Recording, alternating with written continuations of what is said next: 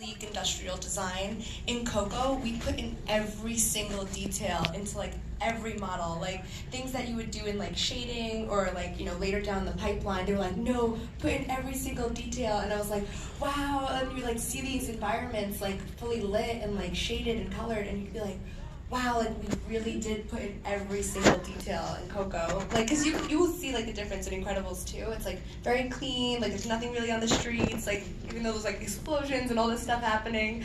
But then on Coco, they were like, no, just flood it with marigolds, like we're gonna build a brick wall, build every brick. And I was like, wow, I was like, this is amazing. So it's like, for an environment artist, that was like a dream. Like, cause you know, sometimes they're like, hey, you know, don't slow down the scene. Like, it's gonna make it like, you know, harder for the animators to navigate in. So it's like, they're like, just go crazy. I was like, this is the best thing ever. So it was really amazing, like, to see that. Cause then, you know, going to Incredibles 2, they were like, don't put a dent in the chair, make everything look like it just came out of Pottery Barn. I'm like, okay, cool, like, yeah, so I think that was like the biggest artistic difference. Because you will notice that every Pixar film has like a different shape language, and that helps tell the story. So I think for Coco, where it's like so heartfelt and everything feels like hand-placed, it really is, like, yeah. And you know, Montague and I are in the animation department, so I really had a great opportunity to work with him, and this guy did some really amazing work for us. And I mean, I'd love for you to describe how difficult these characters were to animate. Yeah, so it was exciting. It was hard, for sure. And just shout out to animation department at Pixar and Genie too. It was an honor working with you. Yeah.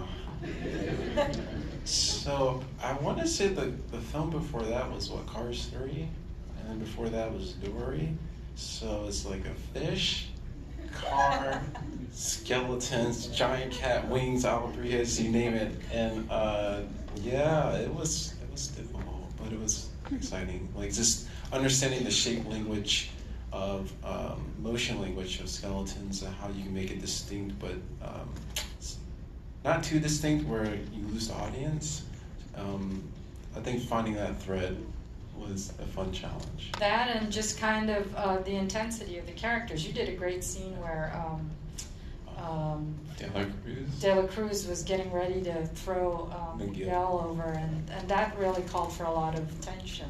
For sure. For sure, yeah. And so you did a really great job there. And you know, he went through all his notes, and I could see like animators were always like, you know, we put ourselves really into the characters. So every time we do something that's not what the director wants, not necessarily that it's wrong, we really carry it. You know, it's really hard for us to take those notes, but at the same time, we really want to do it. You know.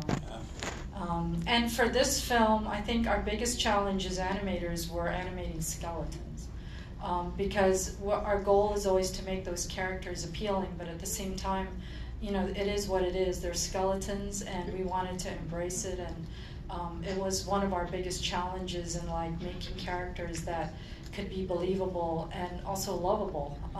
And they were tough because they all look the same. You know, we can only give some variation in the color or the costumes, and then just personality as far as bringing some differences.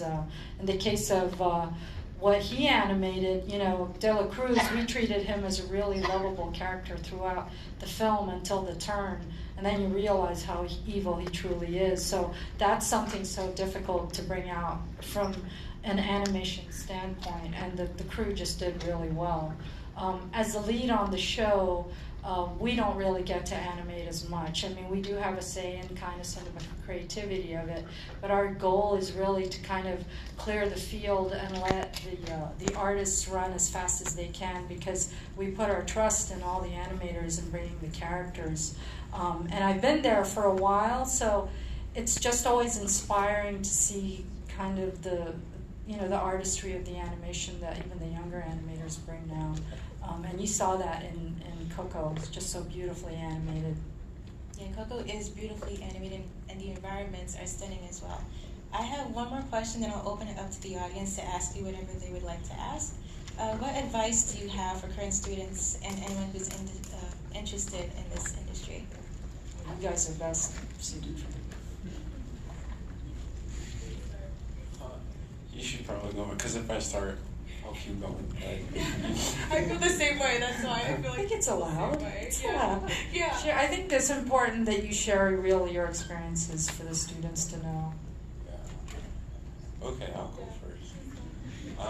So just to paint a little context, when I was an undergraduate student, from my understanding, there wasn't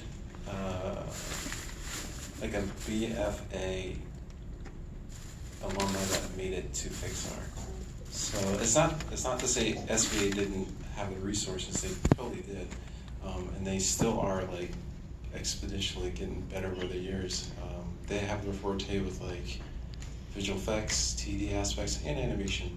At the time, though, when I was an undergraduate, it was like, okay, I want to get to Pixar, but like, how do I mentally connect that imagery of like seeing myself there, like physically, like how do I get there?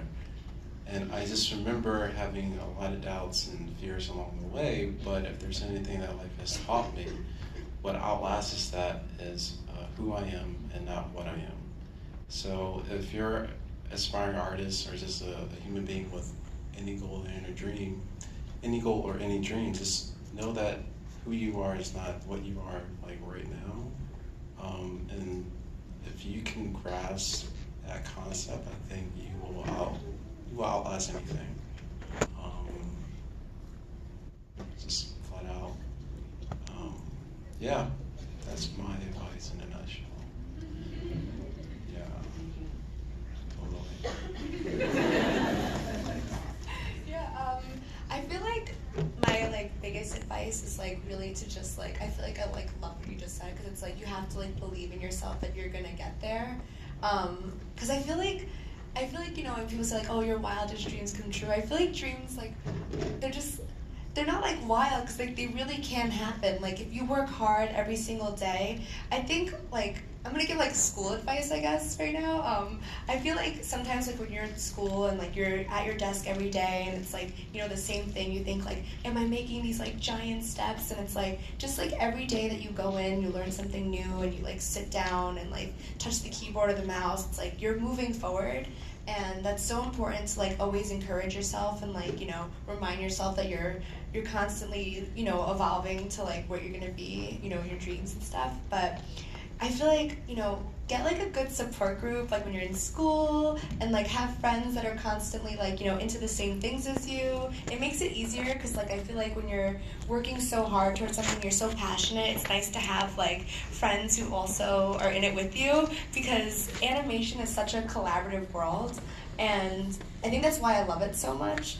Like you're constantly helping the next person, so you know anytime that you can collaborate or work on group projects and team projects, that's more of like the real world experience of when you get a job and stuff.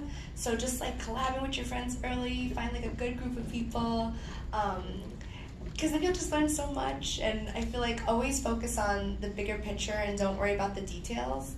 I feel like sometimes like we beat ourselves up if we like, you know, get this one thing wrong and then we don't realize that at the end it's like, you know, the fact that you're even doing these amazing projects and following your dreams is like really the most important thing.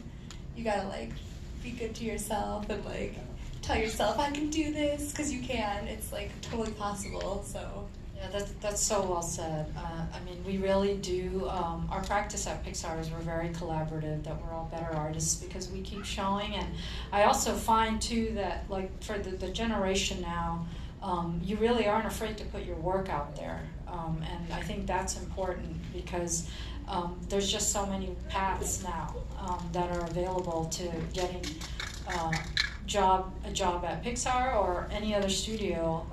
You just really have to just put yourself out there, share your work, and collaborate with other artists.